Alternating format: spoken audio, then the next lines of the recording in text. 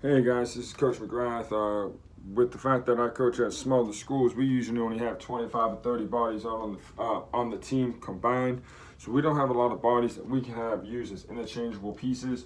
So we try to adjust our team based off of the way that our team is built. Okay, so when we run our tight and we want to jump to a 44 look with a team that likes to run the ball a lot, has tight end sets a lot, this is how we do it. This is our base 44 alignment. Our rover normally is lined up over here on the outside, has outside contain and is Russian split in two. With this, what we will do is we will allow this strong and this free are going to come over and help cover number 2 here, okay? So 2, 3, 4, 5, 6, 7, 8, 9, 10, 11, okay? So now we're still base rules on the back side. He's man, so if he's man, now he can jump over here. Okay, so if he jumps over here, now we're good to go over here. We believe, hey, these 3 can triangle these 2 and we're good to go. Now our rover, who's generally speaking on our team, our smaller backer but our better coverage guy, now knows that he has this tight end in coverage, okay? This will backer, he is stacked on the outside shoulder but split in the middle. He still now has D gap, okay? He's now here, he's now here. Sam now is a free flower as that rover will pick up C. The reason he's a free flower is because if this tight end flows, now we still have a C gap defender and we still got the will. All right, now we got A, B, and now he's outside here. Okay, now he has to help pick up on the flats. And now we're just going to 2-man game at behind it. He's going to have outside contain unless there is no run threat, then he releases to the flats, okay? But he is run first and then out. This is how we jump to our 44th look. We don't have to take any personnel off the field. These are all our same normal guys. This is our best tackling defensive back. Since he's our best tackling defensive back, we put him up in the box. So all we've done is walked him up and moved the rover over to the strong side and have a 44 look, okay? Now, if you're a team that likes to go to a two tight end set, our tight still generally looks like we're a little loose to you. So we will just adjust our defense accordingly, okay? So now we got a 50-man front, but we're really gonna run this like a stacked look, okay? So we're gonna have Mike, Sam, and now we're gonna take our next best run back player, put him in the box, and if you wanna have 2 guys out here, we still got our corners out here. All right, now our philosophy is our corners are really good, and since our corners are really good, we can play this just as a 3 high, 1, 2, 3, 4, 5, 6, 7, 8, 9, 10, 11. We're good to go there. All right, we believe, hey, we can play this with this being 3 high, this 3 high. These guys are good enough to play man on man. All right, now we play these outside backers. They are run guys, and they have peel rule on any back, okay? So they're run first guys, but then they have peel back. Now we play our base rules. We don't want to change it up a lot. We don't have a lot of guys that can change it up a lot, so we're not going to, okay? Now, what we do is we tell the free, you go to the field, okay? So he gets a field call, whatever the wider side of the field is, he will pick up that tight end. So if this is the wider side, he comes picks up this tight end. That now tells the Mike, hey, I have this guy in coverage. Okay, now if it's flip-flopped, this is the wider side, he goes here, and now it tells Sam, okay, I have him. Okay, what we're trying to accomplish here is to give it the look that we have a base 3-3 stack look, okay, and we can still do all our blitzing, but we're going to keep our rules as base and as simple as we can. So we're just here, okay. Now which we've had in past, this guy's too small to play up in the box in the middle. What we will do is we will take one of our outside backers and put him there, to him there, and now it's an auto call. He's got that tight end, this free's got this tight end, and now we're good to go.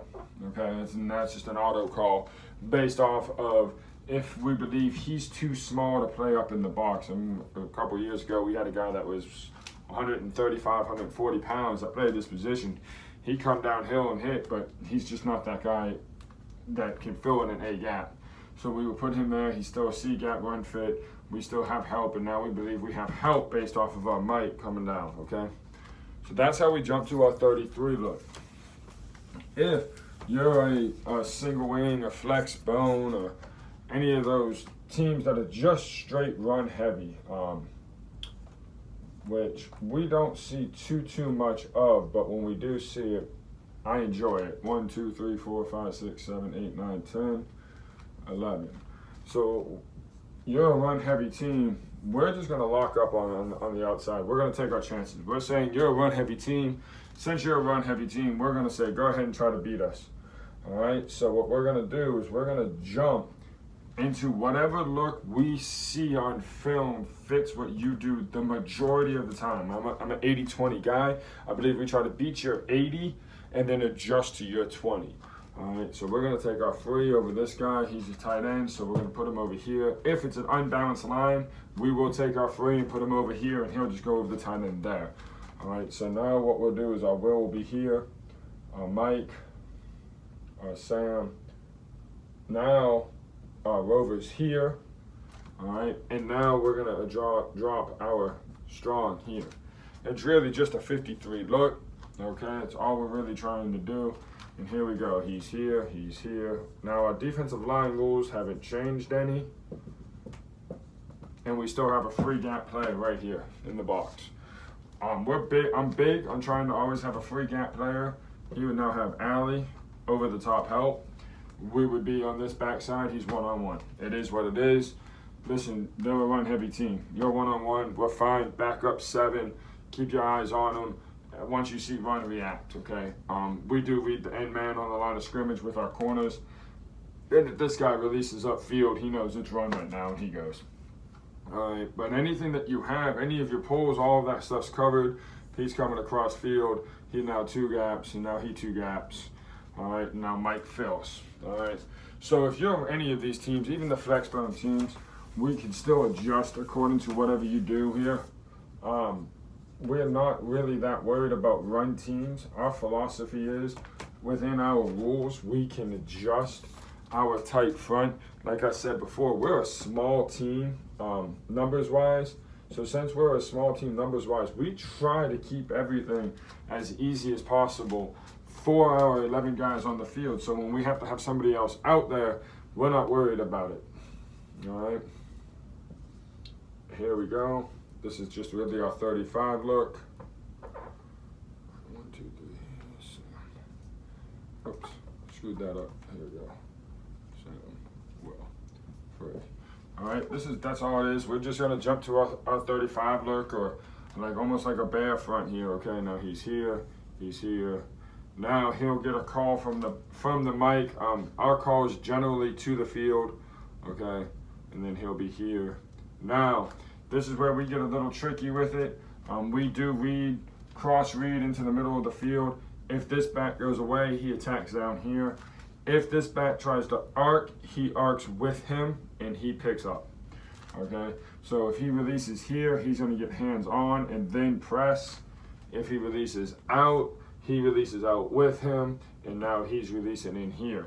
Okay, our philosophy is if you're arc blocking this here, you're trying to read something with it. You're trying to read this rover. You're trying to do something here with it. Okay, so we're gonna arc release. If you arc release, we're gonna arc release with you. Try to make you get wider and allow our backers to fill into the hole. All right, so we don't do a whole lot of call into adjustments to jump from our 33 into a 33 or into a 44 or a 53 or a 35. We try to keep our base rules the exact same, and because we do that, we can allow our front 3 to never move, and our backers are the only ones that really move. Thanks, guys.